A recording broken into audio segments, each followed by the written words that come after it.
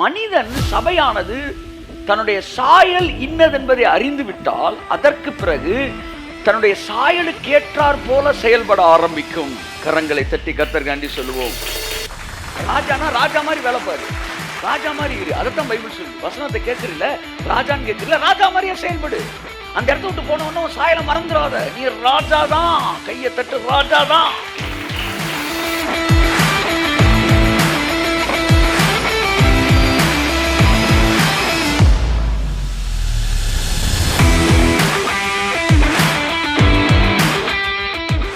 உலகத்தில் இருக்க மரணமானது எனக்குள் இருக்கிற ஜீவனாலே விழுங்கப்படும்படிக்கு இந்த போர்வையை தரித்து கொண்டவர்களாய் இருக்கவே நாங்கள் விரும்புகிறோம். ஏனென்றால் இந்த போர்வையில் நாங்கள் இருந்தாதான் மரணமானது எங்களுக்குள் இருக்கிற ஜீவனாலே விழுங்கப்படும்.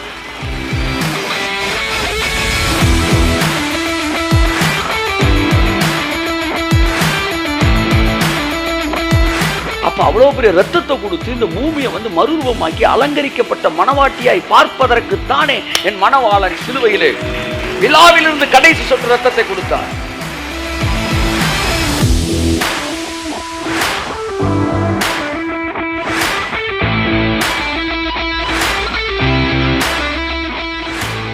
தொடர்ந்து நாம் கடந்த 2 வாரங்களாக we are the body of Christ. நம்ம யாரு, நம்ம சாயல் என்ன என்பதை குறித்து பார்த்து கொண்டு வருகிறோம். சபையானது தன்னுடைய சாயலை புரிந்து கொண்டால் சபையுடைய செயல்பாடுகள் வேறு விதமாக இருக்கும். ஸோ தேவன் மனிதனை தனது சாயலின்படி படைத்தார். அவன் ஏற்கனவே தேவ சாயலாக இருக்கிறான் என்பதை புரிந்து கொள்ளக்கூடிய இடத்துல இந்த அறிவில் பிசாசு நன்மை தீமை கனியை கொடுத்து அவன் அறிவை கரப்ட் பண்ணி மால் ஃபங்க்ஷன் பண்ணி அவனுடைய சாயலை மறக்க வச்சான். அதனால் உலகம் தப்பான இடத்துக்கு போச்சு. தன்னுடைய சாயலை மனிதன் மிஸ் பண்ணதுனால எல்லாமே தப்பாக போச்சுன்னா திரும்ப மனுஷன் தன் சாயலை கரெக்டாக கிஸ் பண்ணிட்டான்னா, அதை புரிஞ்சுக்கிட்டானா, அந்த இடத்துக்கு வந்துட்டானா தலையில் இருக்கிறது எல்லாம் நேராக மாறிடும். நான் சொல்கிறேன். கரங்களை தட்டி கர்த்தர் சொல்லுமாமே. என் அன்புக்குரியவர்களே, இன்றைக்கு சபை ஒன்றை புரிந்து கொள்ள வேண்டும். அது என்னவென்றால் தன்னுடைய சாயல் என்ன என்பதை புரிந்து கொள்ள வேண்டும். இதை பற்றிய 2 வாரம் பார்த்துக்கிருந்தோம். அதுக்கான கீவேர்டை நம்ம பார்ப்போம். யாக்கோபு 1ஆம் அதிகாரம் 22, 23, 24, 25. அல்லாமலும் நீங்கள் உங்களை வஞ்சியாதபடிக்கு திருவசனத்தை கேட்கிறவர்களாய் மாத்திரமல்ல அதன்படி செய்கிறவர்களாயும் இருங்கள். தயவுசெய்து எல்லாம் பாருங்களேன். நம்ம வசனத்தை படிக்கிறோம், அதன்படி செய்யணும். இங்க லாவை பத்தி சொல்லல. You move and act according to it. ஒரு பவர்ஃபுல்லான விஷயம் உன்கிட்ட இருக்கு. நான் அதுக்கேற்ற மாதிரி நீ செயல்பட்டினா உன் லைஃப் எங்கேயோ போயிடும். பாருங்க, நான் டிவியில் சேனல் மாற்றும் போது என் பையன் அவன் வேறு சேனலில் போடுன்றான். பிரச்சனை எங்கே ஆரம்பிக்குது? 2 வயசுலேயே இப்படி இதை போடுங்கன்றான். நான் உன்னை பார்த்துக்கிட்டு இருக்கிறேன்னு அவன் நேராக நினைச்சான். எதை எடுத்துடுறான்? நேராக ரிமோட்டை கையில் எடுத்துறான், அதிகாரத்தை கைப்பற்றிட்டு அவன் என்ன சொல்கிறான்? அவனால் சேனல் மாற்ற தெரியல, ஆனால் இதில் தான் மேட்டர் இருக்குன்னு தெரியுது. நேராக போய் அவங்க அம்மாட்ட கொடுக்குறான், சேனலை மாற்றுங்க அப்படின்றான். அப்போ he has the remote but he doesn't know how to operate. அப்போ இந்த இடத்துல யாக்கோபு தான் சொல்கிறாரு, திருவசனத்தை கேட்கிறவர்களாய் மாத்திரம் இருக்காங்க. ரிமோட்டை கையில் எடுத்துட்டீங்க, அதன்படி செய்கிறவர்களாய் இருங்கள். கையை தட்டுங்க. If you act according to the word of God, இந்த word of God உனக்கு பெரிய பிளாஸ்ட்டை கொடுத்துரும். அதை தான் ஆவியா நம்ம கற்றுக் கொடுத்துக்கிட்டு இருக்க. ராமன் சொல்லுங்க. அப்போ எப்போ you will act according to the word of God, இந்த வார்த்தைக்கு ஏற்ற மாதிரி எப்போ நீ செயல்படுவ அப்படின்னா, அடுத்த வசனம், எண்ணத்தினாலெனில் ஒருவன் திருவசனத்தை கேட்டும் அதன்படி செய்யாதவனானால் கண்ணாடியிலே தன் சுபாவ முகத்தை பார்க்கிற மனுஷனுக்கு இருப்பான். கண்ணாடியிலே தன் சுபாவ முகத்தை பார்க்கிற மனுஷனுக்கு ஒப்பாயிருப்பான். அவன் தன்னைத்தானே பார்த்து அவ்விடம் விட்டு போன உடனே தன் சாயல் இன்னது என்பதை மறந்து விடுவான். பாத்தீங்களா? எதனால மனுஷன் he is not moving or acting according to the word of God. ஏன் இந்த மாபெரும் ரகசியங்களை செயல்படுத்தாம இருக்கிறான்னா, அவன் தான் யாருன்னு அவனுக்கு தெரியல. அப்ப இதுல இருந்து என்ன சொன்னா, மனிதன் சபையானது தன்னுடைய சாயல் இன்னதென்பதை அறிந்து விட்டால் அதற்கு பிறகு தன்னுடைய சாயலுக்கு ஏற்றார் போல செயல்பட ஆரம்பிக்கும். கரங்களை தட்டி கர்த்தர்காண்டி சொல்லுவோம். நீ உன்னுடைய சாயல் என்ன அப்படின்றத கண்டுபிடிச்சிட்டா அதுக்கப்புறம் உன்னுடைய செயல்பாடுகள் எல்லாம் அந்த சாயலுக்கு ஏற்ற மாதிரியே இருக்கும். அப்ப நல்லா நீங்க கவனிக்கணும். சாயல்ன உடனே நீங்க வெளியில இருக்கு பார்த்தீங்களா, இந்த சாயல் நம்ம எங்க பார்க்குறோம்? கண்ணாடியில பார்க்குறோம். இன்னொரு சாயல் இருக்கு, அது உள்ள இருக்கிற சாயல், அதுதான் பவர்ஃபுல்லானது. வெளியில இருக்க சாயலை நீங்க கண்ணாடியில பார்க்குறீங்க, உள்ள இருக்க சாயலை நீங்க இந்த கண்ணாடியில பார்க்குறீங்க. ஸோ இன்னர் மேனுடைய அந்த சாயலை சபையானது என்றைக்கு புரிந்து கொள்ளுகிறதோ அப்ப சபையானது அந்த சாயலுக்கு ஏற்றார் போல் செயல்பட ஆரம்பிக்கிறது. ஆமென் சொல்லுவோம். ஸோ இந்த சாயலை, நம்முடைய உண்மையான சாயலை பைபிள் வந்து அழகா வெளிக்காட்டுது. அந்த சாயல் வந்தோடனே என்னெல்லாம் உங்களுக்கு வருதுன்று நான் அப்புறம் பேசுறேன். 2 கொரிந்தியர் 3ஆம் அதிகாரம் 18ஆம் வசனத்தை வாசிப்போம். நாம் எல்லாரும் ஆமென். திறந்த முகமாய் கர்த்தருடைய மகிமையை கண்ணாடியிலே காண்கிறது போல கண்டு, ஆவியாய் இருக்கிற கர்த்தரால் கண்ணாடியில் காண்கிறது போல கண்டு, நம்முடைய சாயலை, எந்த சாயலை? இன்னர் மேனுடைய சாயலை, உள்ளான மனுஷனுடைய சாயலை கண்ணாடின்னு எதை சொல்லுது? பைபிள் சொல்லுது. கண்ணாடியிலே காண்கிறது போல கண்டு, ஆவியாய் இருக்கிற கர்த்தரால் அந்த சாயலாகத்தானே மகிமையின் மேல் மகிமை அடைந்து மறுரூபப்படுகிறோம். அப்ப நம்முடைய உண்மையான ரூபம் என்ன, நம்முடைய சாயல் என்ன என்பதை நீங்கள் புரிந்து கொள்ளும் போது உங்கள் அதிகாரத்தை நீங்க கையில் எடுக்கிறீர்கள். அதுதான் பிசாசுக்கு பிரச்சனை. உன் சாயல் தெரிஞ்சிருச்சுன்னா நீ அதிகாரத்தை கையில் எடுத்துருவ. அதிகாரத்தை நீ கையில் எடுத்துட்டீன்னா அதுக்கப்புறம் இந்த உலகம் வந்து தேவனுடைய ராஜ்யத்துக்கு வந்துடும். அதனால நீ யாருன்னு உனக்கு தெரியக்கூடாது. ஆனா வேதம் இதெல்லாம் முக்கியம். பைபிள் சொல்லுது, என்னத்தை உண்போம் குடிப்போம் அதெல்லாம் தாண்டி தேவனுடைய ராஜ்யத்தை தேடுங்கள். நான் யாரு, ராஜ்யத்தில் யாரு, இந்த ராஜ்யம் எப்படி இந்த பூமியில் ஸ்தாபிக்கப்படுகிறது என்பதை நீங்கள் புரிந்து கொண்டவர்களாக இருக்க வேண்டும். So we must know who we are, the image. சரி, இந்த இமேஜை நீங்க பார்த்த உடனே என்ன நடக்குதாம்? மகிமையின் மேல் வாசிங்க. ஆவியா இருக்கிற கர்த்தரால் அந்த சாயலாகத்தானே மகிமையின் மேல் மகிமை அடைந்து மறுரூபப்படுகிறோம். இங்க பாருங்களேன், நீங்க சாயலை பார்க்க பார்க்க பைபிள்ல நீங்க யாருன்னு ஆவியானவர் உங்களுக்கு காட்ட காட்ட காட்ட உங்களோட மகிமை லெவல் கூடிக்கிட்டே இருக்கு. நான் சொல்றேன், இந்த 2 வாரத்துக்குள்ள உங்களோட மகிமையோட லெவல் ரொம்ப கூடி இருக்குன்றேன் நான்.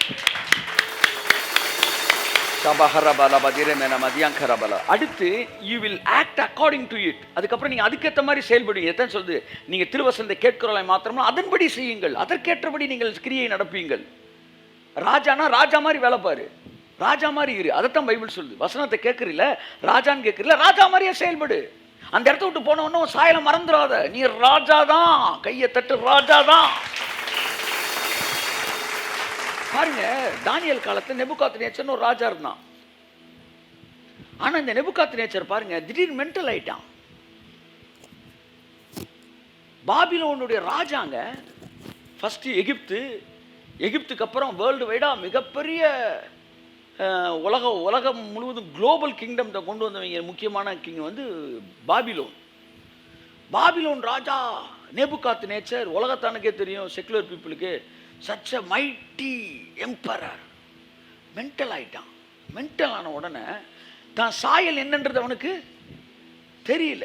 அதனால ஹிஸ்டரியில் என்ன சொல்றாங்க, அவன் அந்த புறத்துல அடைச்சு போட்டிருந்தாங்க, வெளியவும் விட முடியாது, உள்ள வந்து இங்கேயும் உட்கார முடியாது. அந்த புறத்துல தான் அவன் என்ன செய்யறான், புல்லு மாதிரி என்ன செய்யறான், புல்லெல்லாம் மாடு மாதிரி என்ன செய்யறான், புல்ல மேயிறான். தானியேல் 4:33. அந்நேரமே இந்த வார்த்தை நேபுகாத்நேச்சரிடம் நிறைவேறிற்று. அவன் மனுஷரில் நின்று தள்ளப்பட்டு மாடுகளைப் போல புல்லை மேய்ந்தான். அடுத்து அவனுடைய தலைமயிர் கழுகுகளுடைய இறகுகளைப் போலவும் அவனுடைய நகங்கள் பட்சிகளுடைய நகங்களைப் போலவும் வளரும் மட்டும் அவன் சரீரம் ஆகாயத்து பனியிலே நனைந்தது. பார்த்தீங்களா, அவன் தலைமுடியில ஸ்பைக் ஆயிடுச்சு, கழுகு மாதிரி. இதுதான் வந்து டிஸார்டர் நேபுகாத்நேச்சர். இன்னைக்கு பிசாசு அந்த சாயலை குலைக்கிறதுக்கு தான் இந்த ஸ்பைக் வைக்கிறான் போல, கழுகு மாதிரி. அவனுடைய தலைமுடி கழுகை போல ஸ்பைக் ஆகி போச்சு. அப்ப இது வந்து டெவில்ஸ் இமேஜ். ஸ்பைக் வந்து டெவில்ஸ் இமேஜ் போல, என்னன்னு தெரியல எனக்கு, ஆனா பைபிள் சொல்லுது டெவில்ஸ் இமேஜ் மாதிரி ஆகி போச்சு. இப்ப அடுத்து என்ன நடக்குது, இவன் வந்து மென்டலாவே திரியிறான். வாசிங்க. அப்ப அந்த நாட்கள் சென்ற பின்பு நேபுகாத்நேச்சராகிய நான் என் கண்களை வானத்துக்கு ஏறெடுத்தேன், என் புத்தி எனக்கு திரும்பி வந்தது. என்ன வந்துச்சு சொல்லுங்க, கை தட்டுங்க, கை தட்டுங்க. என்ன வரணும், என்ன வரணும்? வல்லமை வரணுமா? ராஜாவுக்கு வல்லமை இருக்கு. சிங்காசனம் வரணுமா? சிங்காசனம் இருக்கு. ஆசீர்வாதம் வரணுமா? ஆசீர்வாதம் இருக்கு. ஆவிக்குரிய சகல ஆசீர்வாதத்தில் அவர் உங்களை ஆசீர்வதித்து இருக்கிறார். நேபுகாத்நேச்சருக்கு எல்லாமே இருக்கு. என்னதான் இல்லை? புத்தி இல்லை. புத்தியில் என்ன இல்லை? தான் யாருன்னு தெரியல. இப்போ என்ன வந்துருச்சு? புத்தி வந்துருச்சு. கைத்தட்டு. சபைக்கு புத்தி என்னைக்கு வருதோ அன்னைக்கு இருக்கிற அதுக்கப்புறம் அந்த வல்லமை வந்துடும், ராஜ்யம் வந்துடும். ஏன்னா இதெல்லாம் ஏற்கனவே இருக்கு. எங்க அடப்பு இருக்கு? அடப்பு எங்க இருக்கு? புத்தியில தான் இருக்கு. அடுத்து 36 வாசிங்க. வேளையில் என் புத்தி எனக்கு திரும்பி வந்தது என் ராஜ்யபாரத்தின் மேன்மைக்காக என் மகிமையும் என் முகக்கலையும் எனக்கு திரும்பி வந்தது. கையை தட்டு.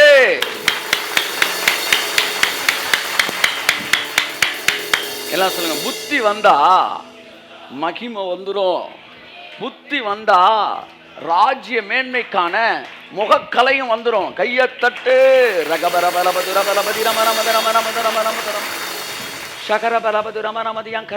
என்னதான் வரணும்? புத்தி வரணும். புத்தி வந்த எல்லாம் வந்துடும். கெட்ட குமாரனுக்கு என்னதான் வந்துச்சு? என் புத்தி எனக்குள் வந்தது. என் தகப்பன் வீட்டில் எவ்வளவு சாப்பாடு இருக்கு, நான் ஏன்டா இங்க இருக்கிறேன்? நான் உடனே பணக்காரன் ஆயிட்டான். அடுத்த சீன்ல பணக்காரன் ஆயிட்டான். சொல்லுங்க. சபைக்கு தன் சாயலை குறித்து புத்தி வந்துருச்சுன்னா அவனுடைய ராஜ்ய மேன்மை திரும்ப வந்துடும். அவனுடைய மகிமை திரும்ப வந்துடும். அவனுடைய வல்லமை திரும்ப வந்து இந்த நாட்களில் பரிசுத்த ஆவியானவர் அந்த புத்தியை சபைக்கு திரும்ப கொண்டு இருக்கிறார். கரங்களை தட்டி கர்த்தருக்கு நன்றி சொல்லுவோம். அதுக்கு முன்னாடி பாருங்க, அப்படியே வந்து மாடு மாதிரி புல்ல மேய்ஞ்சிக்கிட்டே வந்தான் பாருங்க. இன்னைக்கு 4 ஜெப குறிப்பு, நாளைக்கு 4 ஜெப குறிப்பு. அப்படியே கர்த்தர் வந்து அவனை விடுதலை ஆக்கிட்டார். மகன், என் பிச்சைக்காரன் கிடையாதுரா, நீ ராஜா, யுவர் சன் ஆஃப் காட். ஹல்லேலூயா. அப்போ நல்ல கவனிங்க, அதற்கேற்ற கிரியைகளை செயல்படுத்த ஆரம்பிக்கிறோம். ஸோ நம்ம சாயல் என்ன அப்படின்றத 2 வாரம் பார்த்தோம்.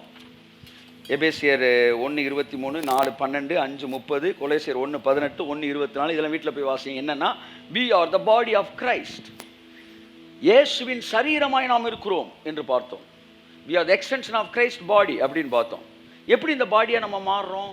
1 கொரிந்தியர் 10, 16, 17. இதெல்லாம் பழசு, நான் உங்களுக்கு சொல்கிறேன். கிறிஸ்துவின் சரீரம், அந்த இரத்தத்தையும் நீங்கள் பானம் பண்ணும்போது நாம் அவருடைய சரீரத்தில் ஐக்கியமுள்ளவர்களாய் மாறுகிறோம். ஸோ we are என்ன சொல்ல வந்து becoming the body of Christ. we have become the body of Christ. அப்போ உங்கள்கிட்ட என்னெல்லாம் இருக்கும்? பாடி ஆஃப் கிரைஸ்டில் என்னெல்லாம் இருக்குமோ அதெல்லாம் என்கிட்ட இருக்கும். இயேசுவோட பாடியில் என்ன இருக்கும்? காய்ச்சல் இருக்கா? கேன்சர் இருக்கா? என்ன இருக்குது? கொரோனாவாக இருக்குது. அவர் பாடியில் என்ன இருந்துச்சு? ஜீவன் இருந்தது. அந்த ஜீவன் மனுஷருக்கு ஒளியாக இருந்தது. இப்போ நான் அந்த பாடியாக இருக்கிறனால எனக்குள் ஜீவன் இருக்கிறது. இந்த ஜீவன் மனுஷருக்கு ஒளியாக இருக்கும். அந்த ஒளி இருளிலே பிரகாசிக்கும். இருளானது அதை பற்றி கொள்ள முடியாது, முடியாது, முடியாது, முடியாது, முடியாது. நான் அவரோடு இணைக்கப்பட்டிருக்கிறேன். நான் அவருடைய சரீரத்தின் அவயவமாக இருக்கிறேன். இன்னைக்கு நான் ஏன் பேசிக்கிட்டு இருக்கிறேன்? நான் அவரோட வாயா இருக்கிறேன். ஊழியர்கள் தேவனுடைய வாயா இருக்கிறனால தேவன் பேசணும்னு நினைச்சு நம்ம பேசிக்கிட்டு இருக்கிறோம். தீர்க்கதரிசிகளுடைய கையா இருக்கிறார்கள். தேவனுடைய வல்லமை வெளிப்படுத்துகிறார்கள். ஜனங்களுக்கு பாதை காட்டுகிறார்கள். எவாஞ்சலிஸ்ட் அவருடைய கால்களாக இருக்கிறார்கள். போகக்கூடாத காடு மலையை தாண்டி தேவனுடைய வார்த்தையை கொண்டு செல்கிறார்கள். இப்படி நாம் எல்லோரும் அவருடைய சரீரங்களாக இருக்கிறோம். அப்ப சரீரத்தில் என்ன மகிமை இருக்கோ அந்த மகிமையை நம்முடைய சரீரம் அனுபவிக்கிறது. என்றால் உங்கள் சரீரம் அல்லாது இயேசுவின் சரீரம். ஆமென், ஆமென், ஆமென், ஆமென். ஸோ போன வாரம் அதை பார்த்தோம். எனக்குள் ஜீவன் இருக்கு. ஏன்னா அவருக்குள் ஜீவன் இருந்தது. அவருடைய சரீரம் நான். ஆகவே எனக்குள் ஜீவன் இருக்கிறது. அது மனுஷருக்கு ஒளியாக இருக்கும். இருளானது உன்னை கவுத்த முடியாது. உனக்கு எதிராய் உருவாக்கப்படும் எந்த ஆயுதம் வாய்க்காது போகும். உனக்கு எதிராய் ஒரு எழும்பான அவன் மட்டுமல்ல, அவன் சந்ததியை வேற இருக்கப்படும். அவ்விதமாய் கர்த்தர் உன்னை ஆசீர்வதித்து வைத்திருக்கிறார். ஆமென் சொல்லுவோம். அதுக்கு முந்தின வாரம் பார்த்தோம், நம்ம தேவனுடைய சரீரம்னா தேவனுடைய சரீரத்தில் என்ன இருக்கு? ரொம்ப அழகான வசனம், கொலோசியர் 2:9-10. இதெல்லாம் புரிஞ்சுக்கணும். நீங்க யாரு? நான் இயேசுவின் சரீரம். எல்லாம் சொல்லுங்க, நான் இயேசுவின் சரீரம். அப்போ உங்க சரீரத்தில் என்ன இருக்கு? ஜீவன் இருக்கிறது. ஜீவன் இருக்கிறது. தன் சாயல் என்னது என்பதை பார்த்து அதை மறந்துடக்கூடாது. இதையே ஞாபகத்தில் வச்சிருக்கணும். ஆவியானவர் உதவி செய்வார். அதற்கேற்றபடி கிரியை செய்ய வேண்டும். வாசிப்போமா? ஏனென்றால் தேவத்துவத்தின் பரிபூரணம் எல்லாம் சரீர பிரகாரமாக அவருக்குள் வாசமாயிருக்கு. இயேசுவுக்குள் வாசமாயிருக்கு. எங்க இருக்கு? அவருடைய மைண்டில் இல்ல, அவருடைய ஹார்ட்ல இல்ல, அவருடைய சரீரத்தில் இருக்கு. என்ன இருக்கு? பிதாட்ட இருக்கிற தேவத்துவத்தின் பரிபூரணம் எல்லாம், ஆல் காட்லினஸ். அந்த டிவைன் நேச்சர், அந்த டிவைன் பவர், அது எல்லாமே சரீர பிரகாரமாக இயேசுவின் சரீரத்துக்குள்ள இருக்குது. இயேசுவின் மாம்ச பிரகாரமாக இயேசு கிறிஸ்துவின் சரீரத்தில் இருக்கு. நீங்க யாரு சொல்லுங்க, சொல்லுங்க. இயேசுவின். அப்ப எங்க தான் இருக்கு தேவத்துவ பரிபூரணம்? எல்லாம் சரீரத்தில் இருக்குது. சரீரம் யாரு? நீங்க. அதை அப்ப எப்படி சொல்லலாம்? தேவத்துவத்தின் பரிபூரணம் எல்லாம் சரீரத்தில் இருக்குன்னு கூட சொல்ல வேண்டாம், எனக்குள்ள இருக்கு. என்னப்பா உனக்குள்ள இருக்குன்ற? நான் தான் சரீரம். You are the body of Christ. நம்மளாம் இன்டர்பிரேட் பண்ணல. தேவத்துவத்தின் பரிபூரணம் எல்லாம் திரும்ப வாசிப்பா. ஏனென்றால் தேவத்துவத்தின் பரிபூரணம் எல்லாம் சரீர பிரகாரமாக அவருக்குள் வாசமா இருக்கிறது. சரீர பிரகாரமா அவருக்குள்ள வாசமா இருக்குது. அடுத்த வசனம் பவுலே கனெக்ட் பண்ணிடுறான். வாசிங்க. மேலும் சகல துரைத்தனங்களுக்கும் அதிகாரத்துக்கும் தலைவராய் இருக்கிற அவருக்குள் நீங்கள் பரிபூரணம் உள்ளவர்களாய் இருக்கிறீர்கள். பாத்தீங்களா? சகல பரிபூரணம் பாடியில் இருக்கு. நீ தானே பாடி, அப்ப நீ தான் பரிபூரணம். கை தட்டுங்க ஒரு காமே. எல்லாம் சொல்லுங்க, நான் பரிபூரணம், நான் பரிபூர்ணமா இருக்கிறேன், நான் பரிபூர்ணமா இருக்கிறேன், நான் பரிபூர்ணமா இருக்கேன். தேவத்துவத்தின் பரிபூர்ணம் எல்லாம் எனக்குள்ளே இருக்கிறது. ஹல்லேலூயா, ஹல்லேலூயா, ஹல்லேலூயா, ஹல்லேலூயா, ஹல்லேலூயா, ஹல்லேலூயா. அப்ப நீங்க ஒரு பாடியில ஒரு பீஸ். அப்ப இந்த பீஸ்ல என்ன இருக்கும்? அதான் நான் சொன்னேன், 5 கிலோக்கு அல்வாக்குன்றாங்க, ரொம்ப சூப்பரா இருக்கு. அதுல 100 கிராம் அல்வா உனக்கு தர்றாங்க. 100 கிராம் அல்வா சாப்பிட்டா ரொம்ப சூப்பரா தான் இருக்கு. அதுல என்ன இருக்கு? என்ன இருக்கு? அந்த 5 கிலோ அல்வால என்னெல்லாம் இருக்கோ அது எல்லாமே இந்த 100 கிராம் அல்வால இருக்கு. அப்படிதான் அந்த இயேசு கிறிஸ்துவின் சரீரத்தில் பிதாவாகிய தேவனுடைய இது என்னெல்லாம் உள்ள இருந்துச்சோ அதுலேருந்து ஒரு சின்ன பீஸா ஏன்ட்டையும் அது எல்லா காம்பினேஷனும் உள்ள இருக்கு. ஆகவே எனக்குள்ள சகலம் இருக்கு. வெட்டி எடுக்கப்பட்ட கண்மலையும் தோண்டி எடுக்கப்பட்ட துறவையை நோக்கி பார். நீ வெட்டி எடுக்கப்பட்ட இடத்துல என்னெல்லாம் இருந்துச்சோ அதெல்லாம் உனக்குள்ள இருக்குண்டா, இருக்கு. ஆமென் சொல்லுங்க, ஆமென் சொல்லுங்க. இதை புரிந்து கொள்ள ஆவியானவர் உங்கள் சோலை டிரான்ஸ்ஃபார்ம் பண்றாரு.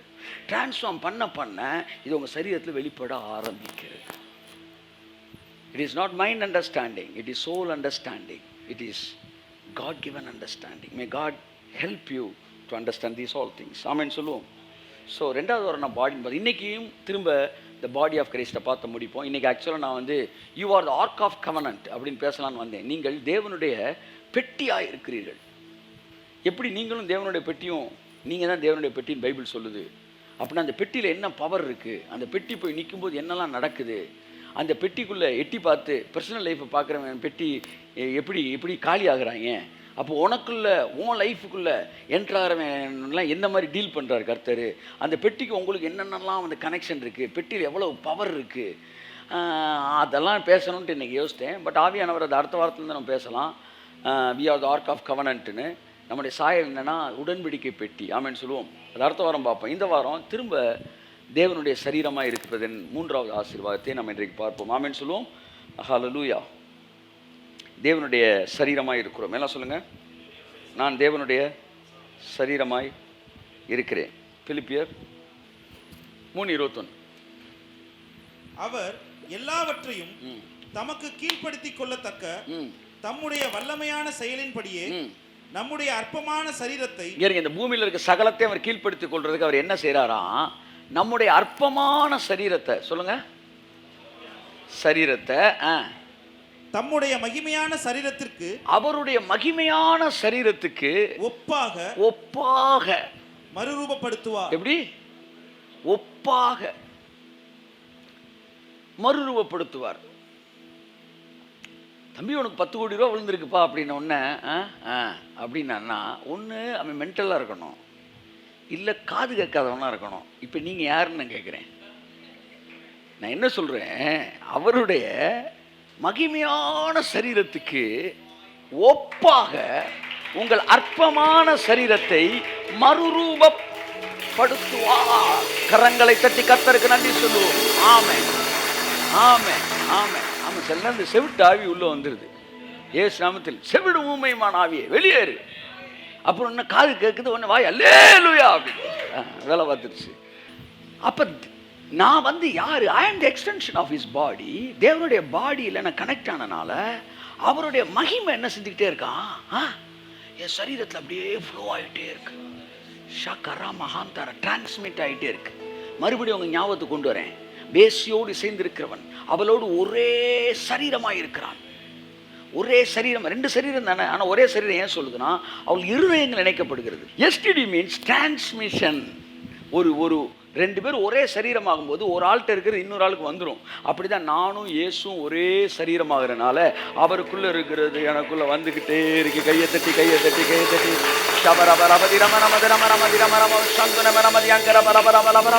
அவருக்குள்ள என்ன இருக்கு? அவருக்குள்ள மகிமையான சரீரம் இருக்கு. என்கிட்ட என்ன இருக்கு? அற்பமான சரீரம் இருக்கு. இந்த அற்பமான சரீரம் மகிமையான சரீரத்துக்குள்ள இணைக்கப்பட்டு இருப்பதினாலே எனக்குள்ளே என்னுடைய இந்த அற்பமான சரீரத்தை அவர் தம்முடைய மகிமையான சரீரத்துக்கு ஒப்பாக மறு ரூபப்படுத்துகிறார். கையை தட்டி கையை தட்டி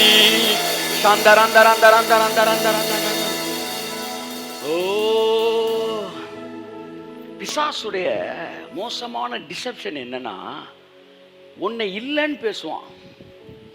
அது இருக்குன்னு கண்டுபிடிச்ச உடனே, கண்டுபிடிச்சிட்டியா, சரி இருக்கு, ஆனால் இன்னைக்கு இல்லை நாளைக்குன்னு பேசுவான். This is is second plan B. அதாவது மறுரூபப்படுத்துவார் இருக்கு. அப்ப அவர் வருறப்ப நடக்கிறது தான் அதெல்லாம். அவர் வரும்போது எல்லாத்தையும் மாற்றுவாரியா அப்படின்னு பிரசங்கம் பண்ணிட்டான். இதுக்கு பேர் இது ரிலீஜியஸ் டிசெப்ஷன். இதுக்கு பேர் என்ன?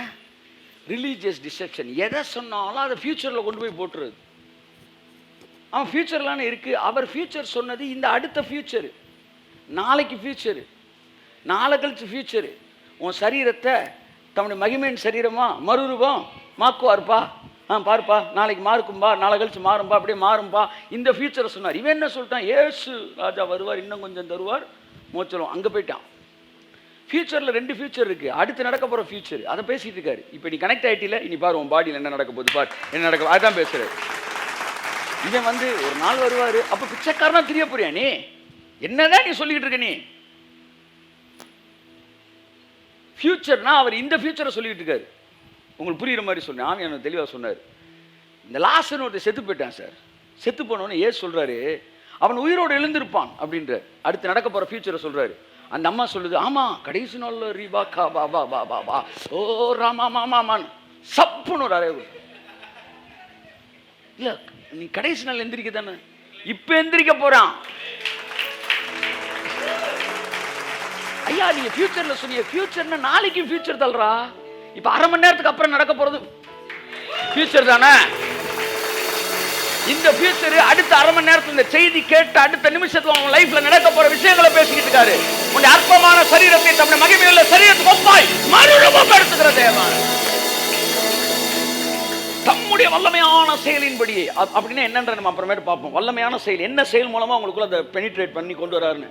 இப்போ அன்புக்குரியவர்களே, நம்முடைய அற்பமான சரீரத்தை மகிமையின் சரீரத்துக்கு போய் மறுரூபப்படுத்துவார். இது எல்லாத்தையும் பின்னாடி பின்னாடி பின்னாடி தள்ளி போறது ஒரு பிசாசுடைய வஞ்சகம். ராஜா வருகிறார் ஆயத்தமாவோ, ராஜா வருகிறார் ஆயத்தமாவோ, இயேசு வருகிறார் எதிர்கொண்டு செல்லுவோம். சொல்லுங்க இயேசு, சொல்லுங்க எதிர்கொண்டு செல்லுவோம். வாயை திறந்து இயேசு வருகிறார். அவர் வரும்போது எல்லாம் சரியாயிரும்ல? இல்ல இல்ல இல்ல, அவர் வருவாரு. வர்றதுக்கு முன்னாடி என்ன நடக்கும்? பள்ளங்கள் எல்லாம் நிரம்பிட வேண்டும், மலைகள் கோணலானவை நேராக கரடான பள்ளங்கள் எல்லாம் நிரம்பிட வேண்டும். ஆமே டெம்போ கூட்டி டெம்போ கூட்டி குண்டுகள் ஆமே ஆமே. இங்க பாருங்க, இதெல்லாம் நடக்கணும். பள்ளங்கள் எல்லாம் நிரம்பிட வேண்டும், மலைகள் கொன்று வாயிலாக அகன்றிட வேண்டும், கோணலானவை நேராகணும், கரடானவை சமமாகணும். அதுக்கப்புறம் ராஜா வருகிறார் ஆயத்தமாவோ, இயேசு வருகிறார் எதிர்கொண்டு செல்லுவோம், இயேசு வருகிறார் கடல்கள் எல்லாம் நிரம்பிட வேண்டும். அப்படியா? அலைகள் குன்றுகள் தகர்ந்திட வேண்டும். ராமா ராமா ராமா ரிபனனா கரடானவை சமமாக. இயேசு வந்தோடனே என்ன நடக்க போகுது சொல்லுங்க? கல்யாண விருந்துக்கு.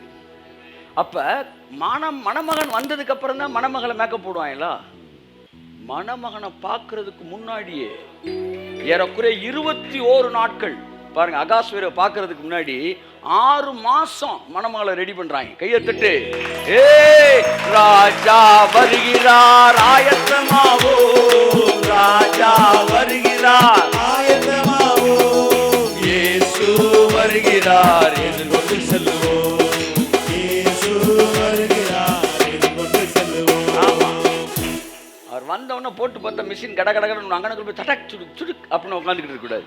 அப்போ ராஜா வர்ற நேரம் வந்து மணமகளாகிய சபை கையா காலை ஒடிஞ்சு எல்லாம் அவர் வந்தால் சரியாயிரும், எல்லாம் வந்தால் சரியாயிரும். அப்படியா? அப்போ நான் தம்ம போடுறத வந்தவொடனே சரி பண்ணிக்குவேன், அதை இப்போவே சரி பண்ண வேண்டும். அப்போ கையா காலை நீங்கள் இப்போவே சரி பண்ண மாட்டீங்களா? என்ன சொல்கிறீங்க? தம் அடிக்கிறது இப்போயே சரி பண்ணு, தண்ணியை போடுறது இன்னைக்கு சரி பண்ணு, பாவம் செய்கிறது இன்னைக்கு சரி பண்ணி, ராஜா வராரு எல்லாம் ஆயத்தமான. ஏண்டா உள்ள சரி பண்ணணும்னா அப்போ வெளியவும் சரி பண்ணணும்ல. அப்ப பாவம் நீங்கிருச்சுன்னா பாவத்துடைய விளைவுகள் ஆகிய வியாதிகள் நீங்கித்தான் ஆக வேண்டும், மரணம் நீங்கித்தான் ஆக வேண்டும். பரிகரிக்கப்படும் கடைசி சத்துரு மரணம். அந்த கடைசி சத்துருவை அழிக்கும் போதுதான் பைபிள் அப்பொழுது முடிவு உண்டாகும். கையை தட்டு.